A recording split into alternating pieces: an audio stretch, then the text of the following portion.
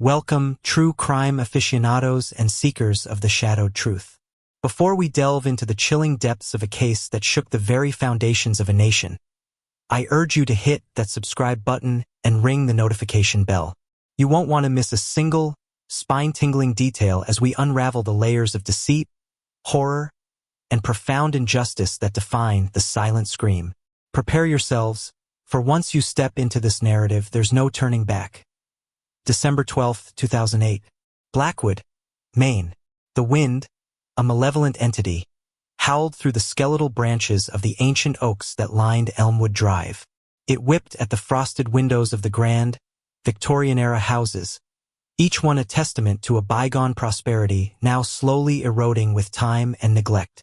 Number 17, however, stood out.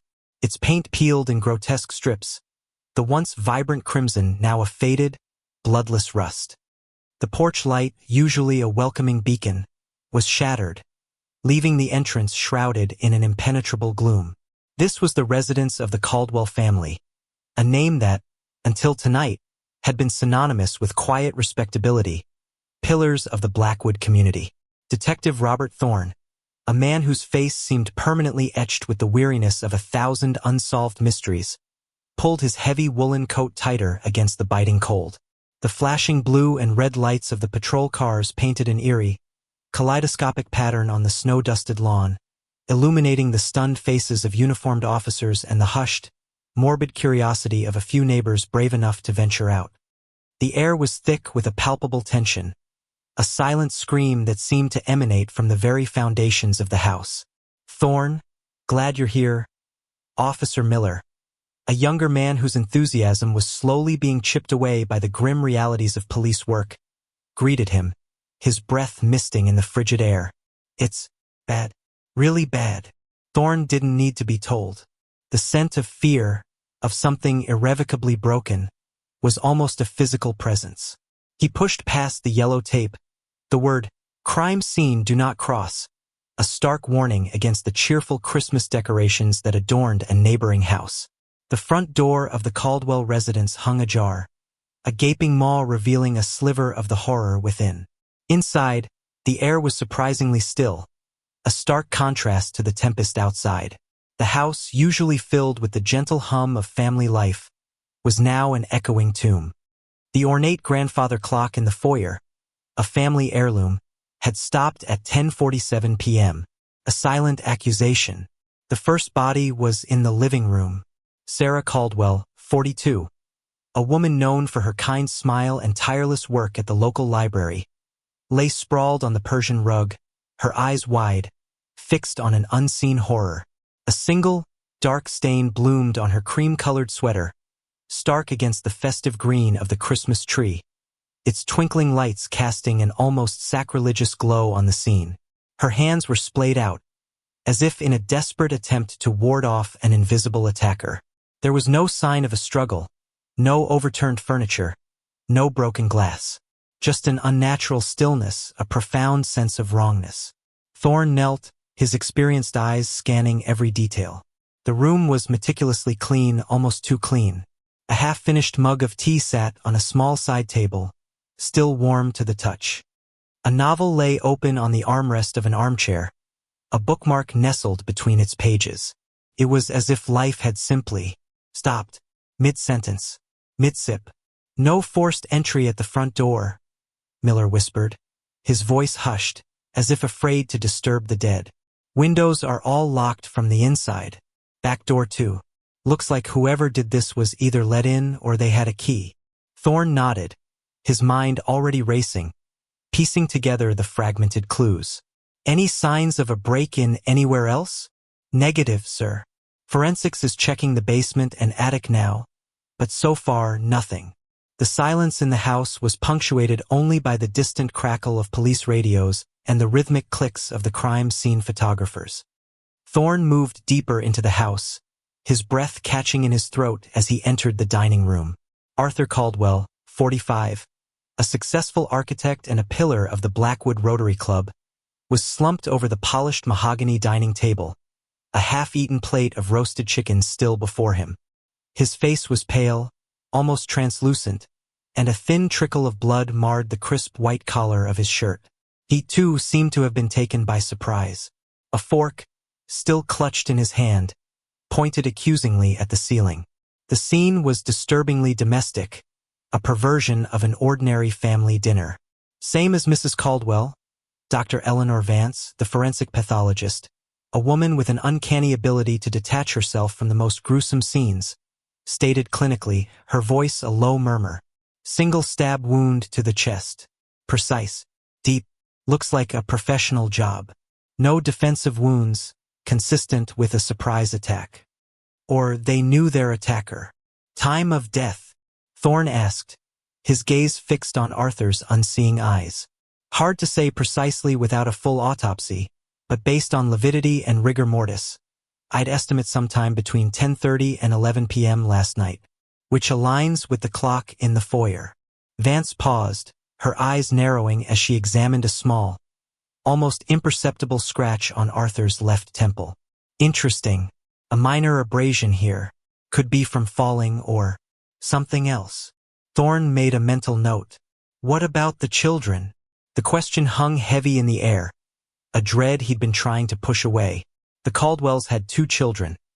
Emma, 16, a bright, artistic girl, and Thomas, 10, a boisterous, energetic boy. Upstairs, Miller said, his voice barely a whisper. In their beds. The climb up the grand, winding staircase felt like an ascent into the very heart of darkness. Each creak of the ancient would echoed the growing unease in Thorne's gut. The upstairs hallway was dimly lit, the only light filtering in from the open doors of the children's rooms, where more officers moved with somber efficiency. Emma's room was a kaleidoscope of teenage life. Band posters adorned the walls, a half-finished drawing lay on her desk, art supplies scattered haphazardly. She lay peacefully in her bed, tucked under a floral duvet, a teddy bear clutched loosely in her arms. Her face was serene, almost angelic, but the tiny, almost invisible puncture mark on her neck, just below her ear, told a different story. Subtle, Vance noted, her voice devoid of emotion, a professional mask firmly in place. Looks like a single, precise injection. No struggle. She wouldn't have felt a thing. Probably a fast-acting sedative, followed by something lethal. Thorne clenched his jaw. This was not a random act of violence. This was calculated, professional, cold-blooded, and the sheer lack of struggle, the almost peaceful appearance of the victims, was chilling. It suggested an intimate knowledge of the household, a trust that was brutally betrayed. Thomas's room mirrored Emma's in its innocence, filled with superhero posters and model airplanes. He, too, lay in his bed, a worn comic book open on his chest. The same subtle mark was visible on his neck. Same method for both children, Vance confirmed, her voice a low drone. No signs of forced entry here either. Windows locked, doors secure. Thorne stood in the doorway, surveying the horrifying scene. The Caldwells weren't just murdered. They were executed. And by someone who clearly knew how to enter their home without leaving a trace. Someone who could incapacitate them silently and efficiently. This wasn't a robbery gone wrong. This wasn't a crime of passion. This was something far more sinister. Run a full background check on Arthur and Sarah Caldwell, Thorne instructed Miller, his voice gravelly. Financial records, business dealings, personal lives, everything. Dig into any disputes, any enemies, anyone who might hold a grudge. Already on it, sir. But so far, the Caldwells were squeaky clean. Upstanding citizens. No known enemies. Everyone has an enemy, Miller, Thorne said, his eyes still scanning the seemingly tranquil room, searching for the crack in the facade, the hidden flaw, or a secret, something they thought was buried, but just festered beneath the surface. The investigation began in earnest. The house became a hive of activity, forensic teams meticulously combing every surface, every crevice. For a stray fingerprint, a dropped fiber, any clue that could lead them to the monster who had decimated this family. The snow outside continued to fall, a silent shroud covering the town, mirroring the silence that had fallen upon the Caldwell home. Days bled into weeks. The initial shock gave way to a chilling fear that permeated Blackwood. People locked their doors earlier, checked their windows twice. Neighbors eyed each other with suspicion. Who could do such a thing? And why? Thorne found himself spending countless hours at the Blackwood Police Department, the fluorescent lights humming overhead, the air thick with stale coffee and the metallic tang of frustrated ambition. He reviewed witness statements, pored over forensic reports, and interrogated anyone remotely connected to the Caldwells. Neighbors reported hearing nothing unusual on the night of the murders. No screams, no gunshots, no signs of a struggle. The silence was the most deafening detail. It pointed to a perpetrator who was not only ruthless but also incredibly discreet.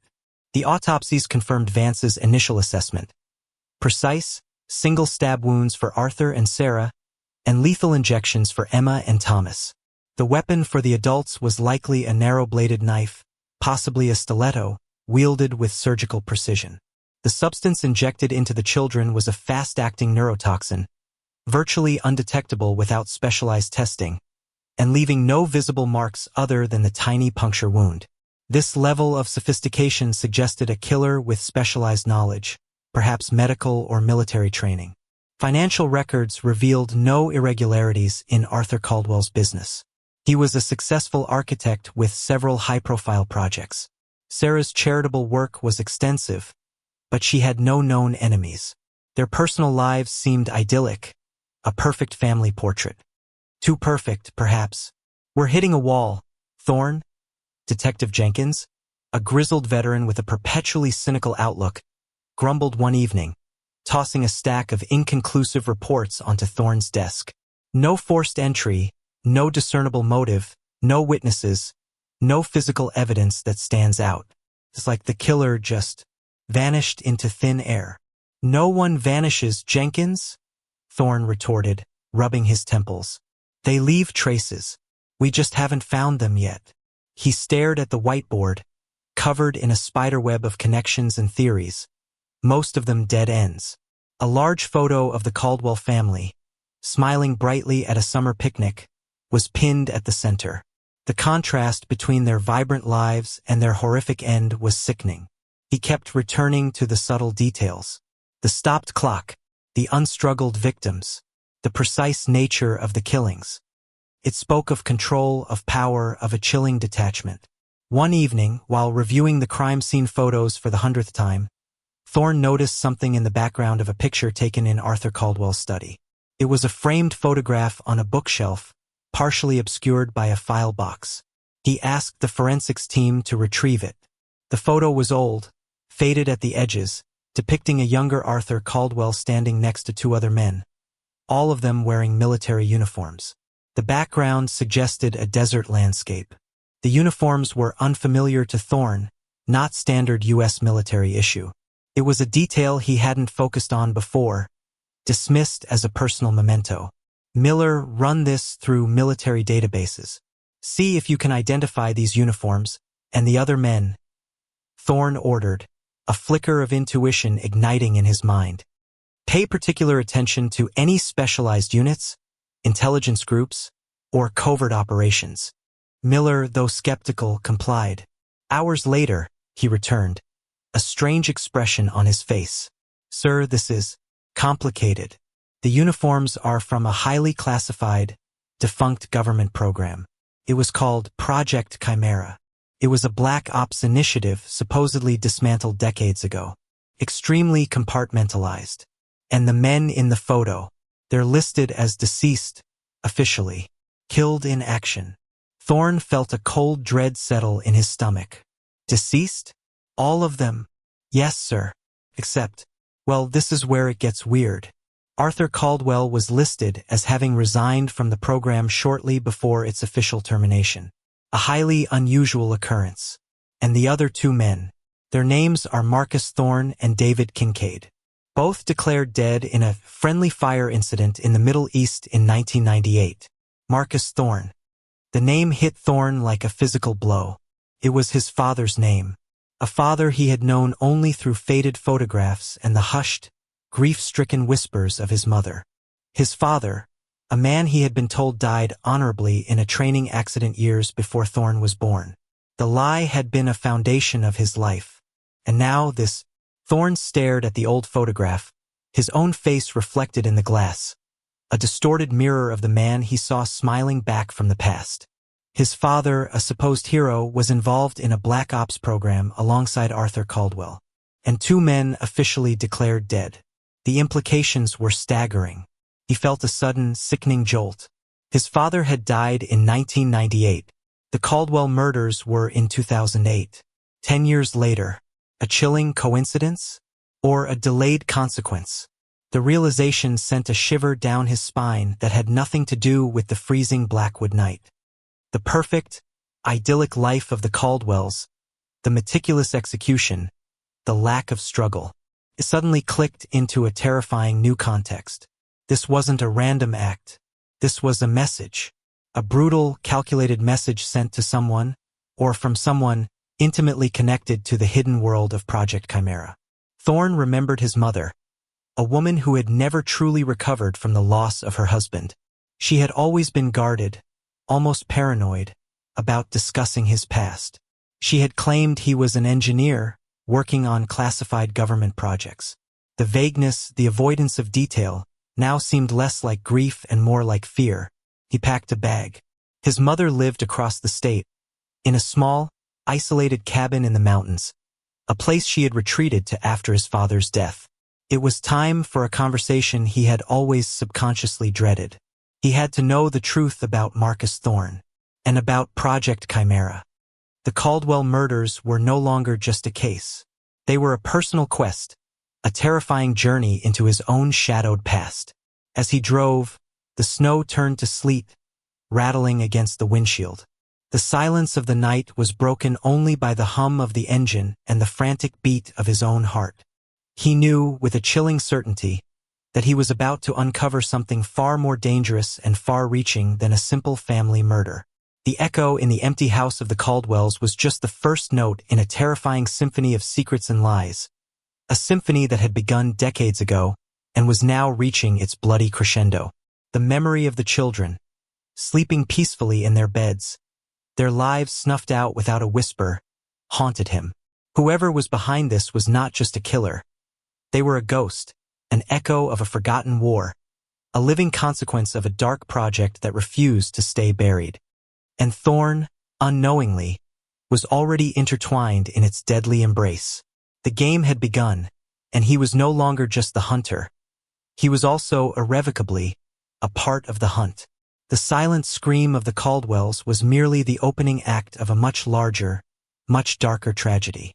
And he had a chilling premonition that Blackwood, Maine, was only the first stop. December 20th, 2008. The Appalachian foothills. The journey to his mother's cabin was a descent into an almost primal wilderness. The winding, unpaved roads, barely visible beneath a fresh blanket of snow, were treacherous.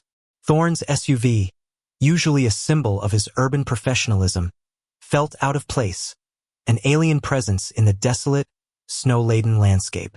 The trees, ancient and gnarled, loomed like silent sentinels, their branches heavy with snow, casting long, spectral shadows in the fading twilight.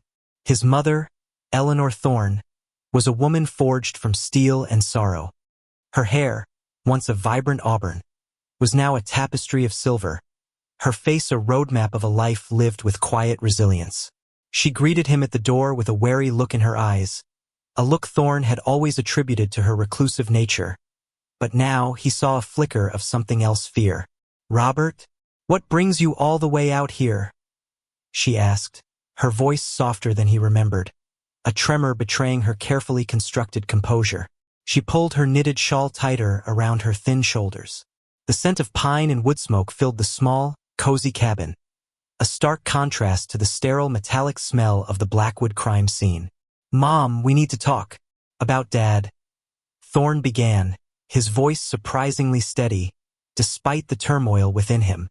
He watched her closely, searching for any telltale sign of evasion. Her eyes, usually a warm hazel, hardened imperceptibly. "What about your father, Robert? You know, he died a hero." A training accident. The words were rote, rehearsed, a mantra she had recited for decades. Thorne pulled out the faded photograph, the one from Arthur Caldwell's study. He laid it gently on the worn wooden table between them. "Do you recognize these men, Mom?" Eleanor's gaze fell upon the image. Her breath hitched. A tremor ran through her slender frame. The carefully constructed facade crumbled, revealing the raw grief and fear that lay beneath. Her fingers, gnarled with age, reached out, trembling, to touch the face of Marcus Thorne, younger, vibrant, alive. "Marcus," she whispered, her voice barely audible. Her eyes flickered to the other two men in the photo. Arthur Caldwell, smiling confidently, and David Kincaid, a stern, almost grim expression on his face. "And do you recognize the uniforms, Mom? Or the program? Project Chimera?" Thorne pressed, his heart pounding in his chest. Eleanor flinched as if struck. She recoiled from the photo, her face paling. "No, no, Robert. You shouldn't be asking about this. You shouldn't know about this." Her voice was now tight with urgency, a desperate plea. "It's dangerous. You have no idea. The Caldwell family was brutally murdered, Mom," Thorne stated, his voice low and firm, unwavering. "Arthur Caldwell was in this photo. He was part of Project Chimera. The way they were killed, it wasn't random. It was a message, and I think it has something to do with Dad, with this program." Tears welled in Eleanor's eyes, silent, crystalline tracks down her aged cheeks. She closed her eyes, as if trying to block out a terrible vision. "Marcus, he swore me to secrecy. He said it was for our protection. For yours." "Protection from what, Mom?" Thorne leaned forward, his voice gentle, yet insistent. "From whom?" Eleanor finally opened her eyes, their depths filled with a sorrow that transcended time. "Marcus wasn't an engineer, Robert. He was an operative, a specialist. They all were. Project Chimera. It wasn't about technology or building. It was about creating assets, weapons, human weapons." Thorne felt a cold hand clench around his heart. "Human weapons? What are you talking about?" "They were recruiting the best and brightest. People with unique skills, exceptional physical and mental fortitude. They were put through unimaginable training, pushed beyond human limits, to become ghosts, untraceable, unstoppable, designed for the most dangerous covert operations, assassinations, sabotage, intelligence gathering. They were the ones who went into the places no one else dared to go, did the things no one else dared to do. And Dad was one of them?" Thorne's voice was hoarse with disbelief. His father, the quiet, principled man he had heard about, a cold-blooded assassin? The thought was jarring, repugnant. He was the best, Robert. Marcus was brilliant, a strategist, a master of disguise. He could disappear into any crowd, become anyone. He was loyal, too, to his country, to the mission. But the program changed them, made them distant, cold. Eleanor shuddered. They were creating monsters, not heroes. But the government disbanded it, right? Miller said it was defunct. Officially, yes, but nothing truly disappears when it's that deeply embedded. It just goes deeper underground. Marcus knew things, saw things, things that certain people wanted to keep buried.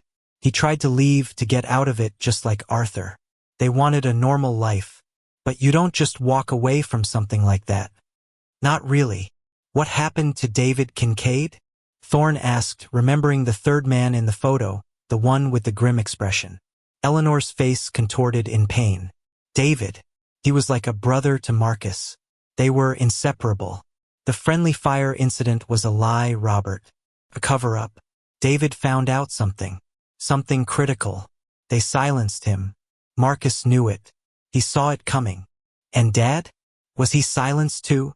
The question hung in the air, heavy with unspoken dread. Eleanor nodded, tears streaming freely now. He was going to expose them. He couldn't live with it anymore. The lies, the collateral damage. He gathered evidence.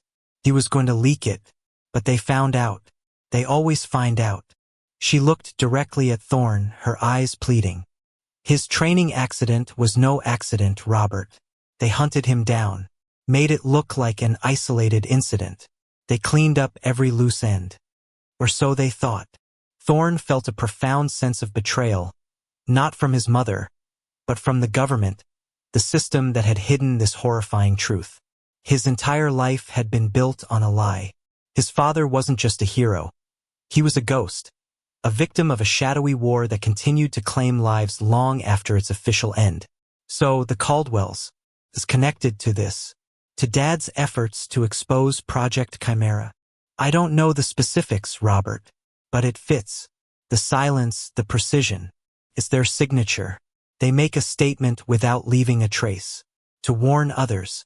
To ensure silence. Eleanor clutched his hand, her grip surprisingly strong. Marcus kept a journal. Encrypted. He said if anything ever happened to him, I was to find it. But I never could. He hid it too well. He said it contained everything. Names, dates, evidence. The truth behind Project Chimera. Thorne's mind raced. A journal. Encrypted. Hidden. This was the missing piece. This was the key. Where would he have hidden it, Mom? Think. Was there a place he cherished? A secret spot. Eleanor closed her eyes, her brow furrowed in concentration. He loved the old lighthouse, near Blackwood, the one on the cliffs. He used to take you there when you were little. He said it was the only place he truly felt free. Safe. The lighthouse. Thorne remembered it. A crumbling, forgotten structure perched precariously on the jagged cliffs overlooking the icy Atlantic. It was a place of solitude, of wild beauty, and now, potentially, a place of answers. He embraced his mother, a silent promise exchanged between them. He would find the journal. He would expose the truth. He would avenge his father and the Caldwells and all the forgotten victims of Project Chimera.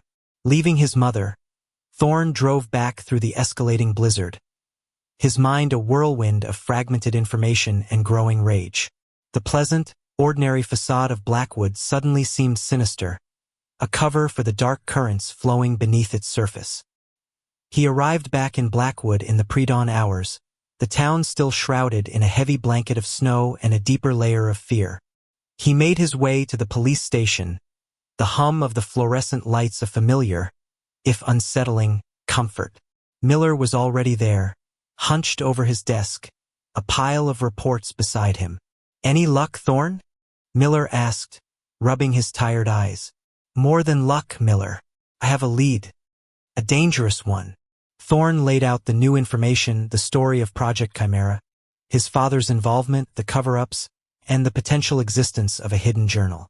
Miller listened, his skepticism slowly giving way to awe, then to a palpable sense of dread.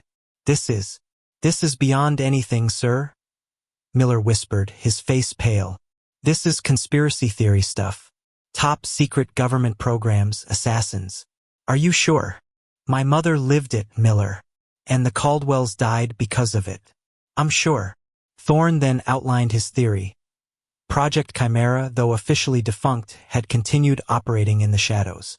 Arthur Caldwell had tried to escape its grasp, perhaps even collaborate with Thorne's father. His murder and the meticulous nature of the killings was a warning. A powerful, terrifying demonstration of force by those who wanted to keep the secrets of Chimera buried. We need to find that lighthouse, Miller. And that journal. It's our only lead. But we have to be careful. If this is what I think it is, we're up against people with unlimited resources and no conscience. People who operate outside the law, in the deepest shadows. Miller nodded, a newfound determination in his eyes. Where do we start? We start with the lighthouse. But we go alone. No official channels, no backup. Not yet. We don't know who we can trust. These people are everywhere. They are the shadows. The lighthouse stood silhouetted against the stormy sky, a lonely sentinel guarding the coastline. The wind howled off the ocean, carrying the biting spray of the waves, lashing against the crumbling stone. The air was thick with the scent of salt and decay. Thorne and Miller cautiously approached the structure, their flashlights cutting through the gloom. The iron door was rusted shut, secured with an ancient, corroded padlock. "Looks like no one's been here in years," Miller commented, trying to force it open. "Good," Thorne muttered. "Less chance of an audience." Using a crowbar from Thorne's trunk, they eventually forced the lock, the protesting shriek of metal echoing in the desolate landscape. The interior of the lighthouse was dark, dusty, and filled with the stale air of forgotten time. The spiral staircase, once a grand ascent, was now treacherous, its steps crumbling and covered in bird droppings. They climbed, their flashlights dancing over the peeling paint and grimy windows. The higher they went, the colder it became, the wind whistling through cracked panes. The beam of the lighthouse, once a guiding light, was now a shattered relic. At the very top, in the small, circular room where the lamp housing once stood, Thorne found it. Tucked away in a loose section of the stone wall, hidden behind a dislodged brick, was a small, waterproof metal box.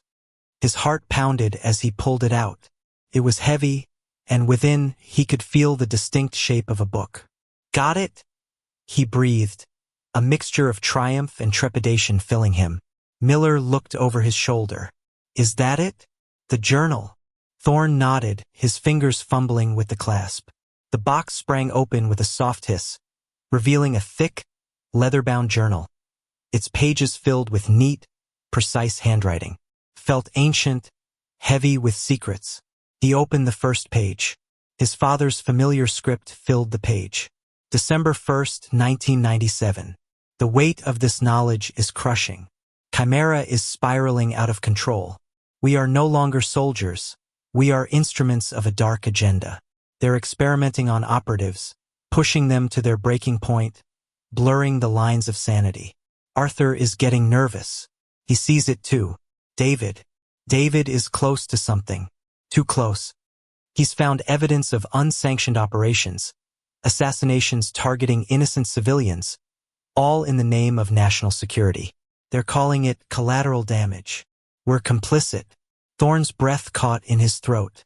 He continued to read, page after page, his father's words painting a horrifying picture of a clandestine world. Names, dates, locations, mission parameters, a meticulous record of Project Chimera's true nature. His father documented the psychological conditioning, the extreme physical enhancements, the creation of operatives who could switch identities as easily as they changed clothes. He detailed the termination protocols for those who became liabilities, the very protocols that had likely claimed David Kincaid and, ultimately, himself. One entry, dated October 25, 1998, stood out, a chilling premonition. "They know I'm looking. Arthur is scared. He's trying to get out, too. But there's a new handler, someone they call the Architect. He's a true believer, utterly ruthless. He's tightening the leash. I'm making copies of everything. If I vanish, someone needs to find this. The truth must come out.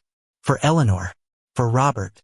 The Architect, Thorne murmured, a name that sent a shiver down his spine. This was the mastermind, the one pulling the strings from the deepest shadows. "This is it, Thorne," Miller whispered, his eyes wide with a mixture of fear and awe. "This is everything. This could bring down a lot of powerful people." Thorne carefully closed the journal. "And make us targets. We need to get this to someone we can trust, someone with the authority and integrity to act." But who? He thought of the network of informants, agents, and contacts his father had alluded to in the journal, a small, desperate resistance within the government. But how to find them, and how to know who was truly on their side? The wind outside howled, a mournful cry that seemed to echo the silent screams of the victims. Thorne knew that finding the journal was only the beginning. The real battle, the one against an enemy with no face and no limits, was just about to begin. And the stakes were higher than he could have ever imagined. The truth his father had written must come out, and Thorne was now the unlikely, unwilling torchbearer of that dangerous flame. The ghosts of Project Chimera were far from resting, and they were ready to exact a terrible price for their secrets. January 15, 2009. Washington, D.C. The journey from the desolate Maine coast to the bustling heart of Washington, D.C. felt like crossing into another dimension. The raw, untamed wilderness of Blackwood was replaced by towering monuments, gleaming government buildings, and a constant, underlying hum of power and intrigue. Thorne clutched the journal, its weight a constant reminder of the dangerous truth he carried. Miller, his loyal partner, was a nervous wreck, constantly scanning their surroundings, convinced they were being watched. They had made contact with a name from the journal, a cryptic email address listed under Omega, with a series of coded instructions. It led them to a nondescript cafe in a quiet D.C. neighborhood, a place where senators and lobbyists mingled with students and artists. The contact was a woman in her late 50s, elegant and unassuming, with sharp, intelligent eyes that missed nothing. Her name was Dr. Evelyn Reed, and she was a former intelligence analyst now working for a human rights organization, but with deep roots and a network within the very agency's Project Chimera had infested. Detective Thorne, Officer Miller. "Thank you for coming," she said, her voice calm, devoid of any discernible accent. "And for bringing this." Her gaze lingered on the satchel Thorne held. Marcus was a good man, a true patriot. He deserved better. Thorne laid the journal on the table, a heavy thud echoing in the quiet corner. "My father wanted the truth out. The Caldwells died because of it. We need your help to expose Project Chimera and the architect." Dr. Reed nodded, her expression grim as she flipped through the pages. "This is far more comprehensive than anything we've managed to piece together." Marcus was meticulous. "This implicates individuals at the highest levels of government and defense corporations. People who profited from a program that turned human beings into tools, then discarded them." She explained the true scale of Project Chimera. It hadn't just been dismantled, it had fractured. One faction, loyal to its original, more ethical ideals, had gone truly underground, a network of former operatives and disillusioned intelligence officers working to expose the corruption. The other, far more dangerous faction, had been co-opted and repurposed by a shadowy cabal of powerful individuals, led by the architect. This faction continued to operate, conducting assassinations and destabilizing operations to protect their financial and political interests, using the ghosts of Chimera as their disposable assets. "The architect. Who is he?" Thorne asked, his voice tight. Dr. Reed hesitated, her gaze flickering to the cafe door. "He's not just one person, Detective.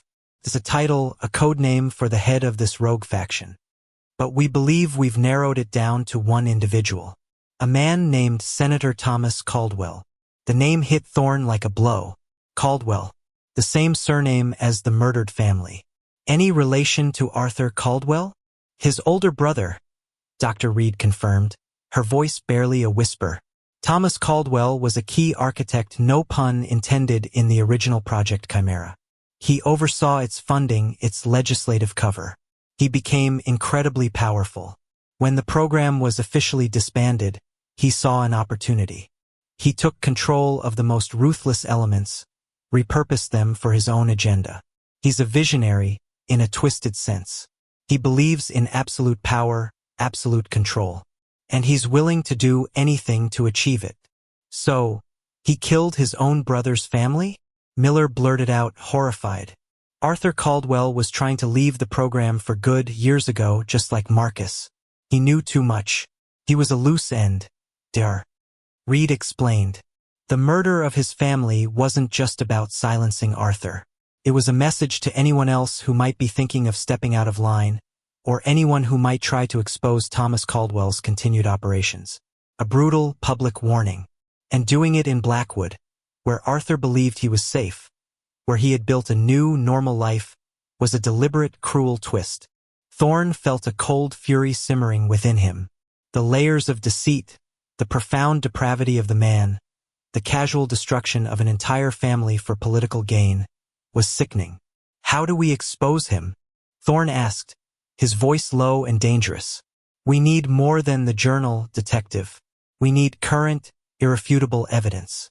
Something that links him directly to the ongoing operations and the specific murders. His ghosts are meticulously trained to leave no traces. But everyone makes a mistake. Somewhere. Over the next few weeks, a clandestine alliance was forged. Thorne and Miller, guided by Dr. Reed, became unofficial operatives in a shadow war.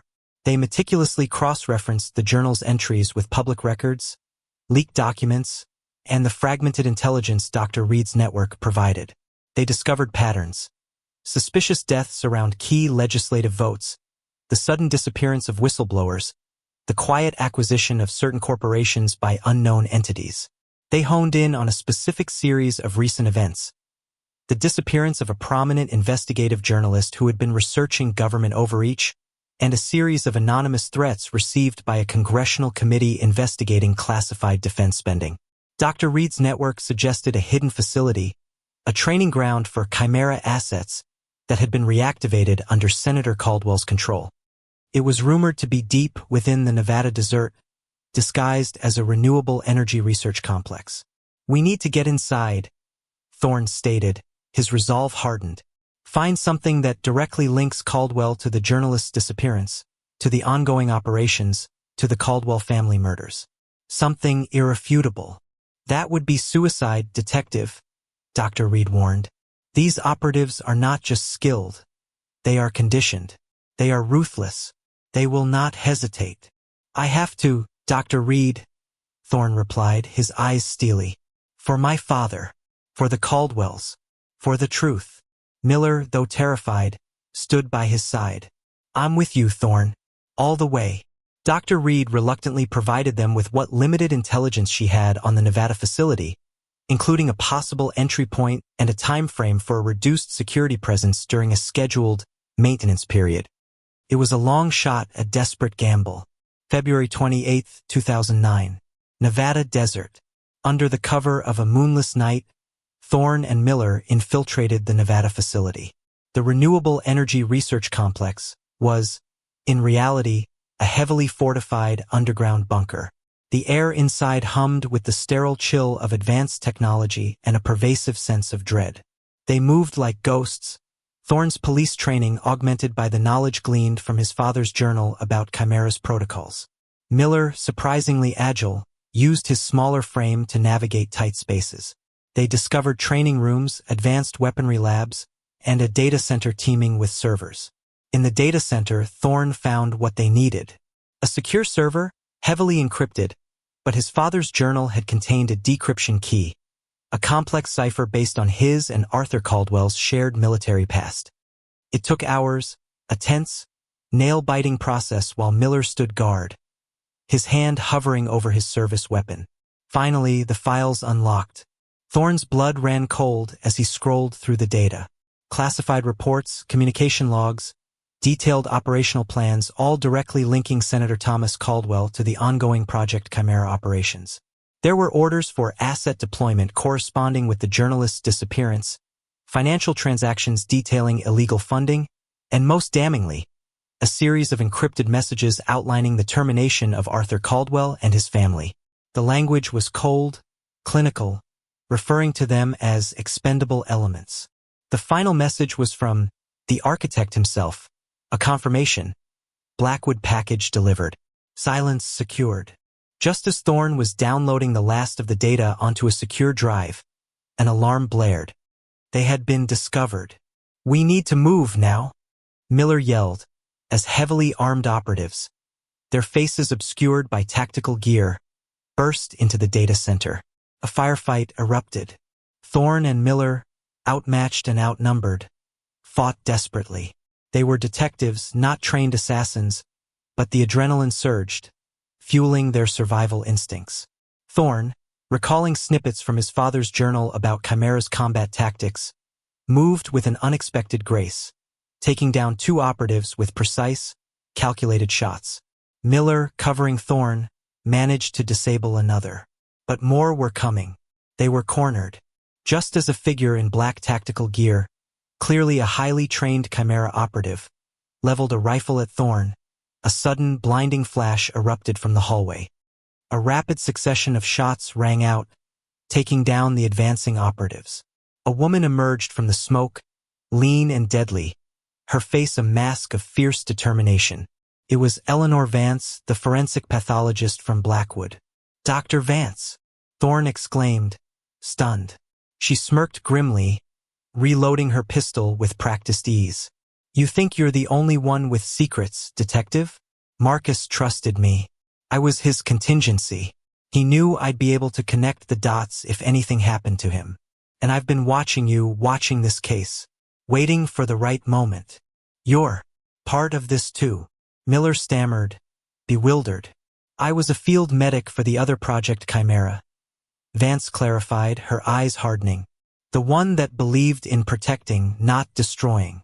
The architect tried to recruit me, but I refused. I've been feeding Dr. Reed information for years, quietly preparing. This is my chance to honor Marcus." With Vance's unexpected and highly skilled assistance, they managed to fight their way out of the facility, leaving a trail of disarmed and neutralized operatives in their wake. They barely escaped as the complex initiated a self-destruct sequence, designed to erase all traces of its existence. Back in D.C., the evidence was presented to a special, trusted Congressional Oversight Committee, arranged by Dr. Reed. The journal, the downloaded data, Thorne's testimony, and Dr. Vance's corroboration painted an undeniable picture of Senator Thomas Caldwell's monstrous empire. The public outcry was immediate and immense. The silent scream of the Caldwell family echoed across the nation. Senator Thomas Caldwell was arrested, his political career and life of carefully constructed lies crumbling around him. The scandal ripped through the highest echelons of power, exposing corruption and a terrifying abuse of authority that had festered for decades. The official story of Project Chimera's dismantling was rewritten.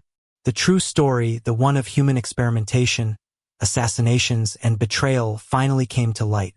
Many of the ghosts who had been forced into its service were finally given a chance at justice, or at least recognition. Thorne stood at his father's grave, a quiet, unmarked plot in a small, forgotten cemetery. The wind, no longer howling malevolently, now whispered gently through the trees. He placed a small, faded photograph on the headstone, a picture of his father, young and smiling, before the shadows of Chimera had consumed him. "We did it, Dad," he murmured, a tear tracing a path down his cheek. "The truth is out." The scars of Project Chimera would never truly heal, but the uncovering of the architect's dark empire brought a measure of closure. Thorne resigned from the Blackwood Police Department, the world of small-town crime now seeming insignificant after facing the depths of national corruption. He, Miller, and Dr. Vance, now bonded by their shared experience, began working with Dr. Reed, dedicating their lives to ensuring that such a horror would never be allowed to operate in the shadows again.